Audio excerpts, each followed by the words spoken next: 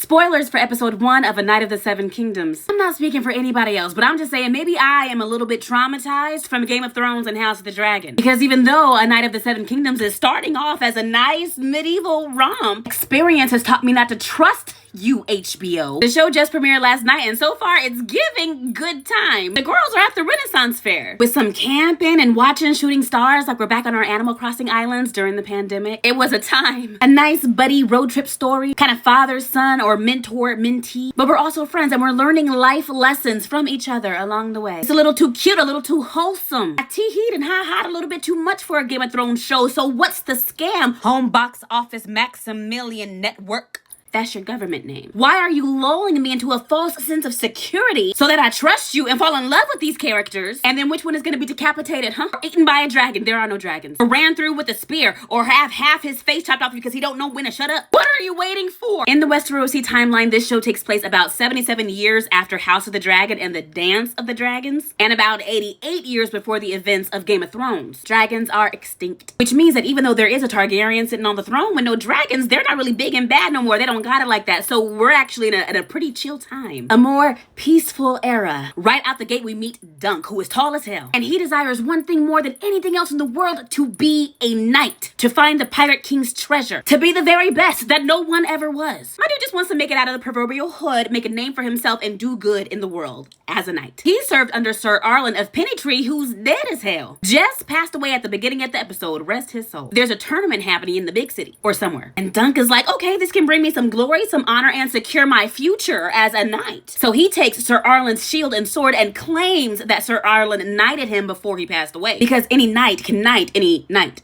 But the problem is there was no one around to witness this knighting, so it's not enough to get him into the tournament, the tourney. And even though Dunk is constantly describing Sir Arlen as this humble dude that fought in hella wars because he was still a good fighter, none of the other lords remember him. So they can't vouch for who Sir Arlen supposedly was, and they won't vouch for Dunk getting into the tournament. They said, I do not know you, tall man, and you're not finna get in the ring and embarrass my house. So he's got to convince somebody to take a chance on him. While on his way to the tourney, he meets a little bald boy named Egg. Egg is precocious. It means he's very advanced for his age. And like most children, Egg is brutally honest. This mamaless boy tells Dunk, you are broke and busted, and I don't know how you're gonna win anything in this tourney, but you're gonna need somebody to carry your stuff and tend to your horses, and that somebody could be me. What do you have to lose, tall man? And he's not wrong. Sir Arlen was a hedge knight, so is Dunk. A hedge knight is someone that could be just as honorable and formidable as a regular knight, but no lord or house claims them. So they gotta sleep in the hedges. Broke, busted, but not beaten.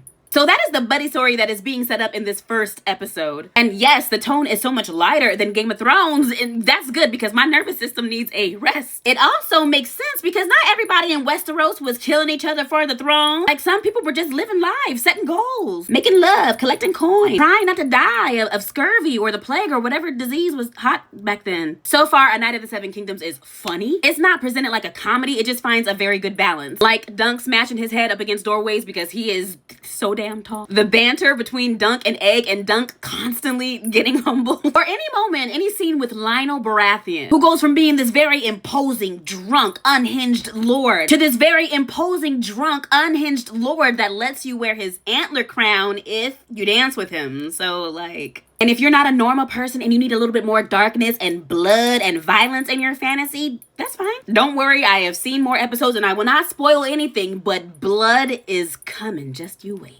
I love that we are back in Westeros and that we have so many Game of Thrones projects coming out, including season 3 of House of the Dragon getting released later on this year. But we could keep getting into A Night of the Seven Kingdoms episode by episode. The episodes drop on Sundays, and I'm gonna see y'all on the next video.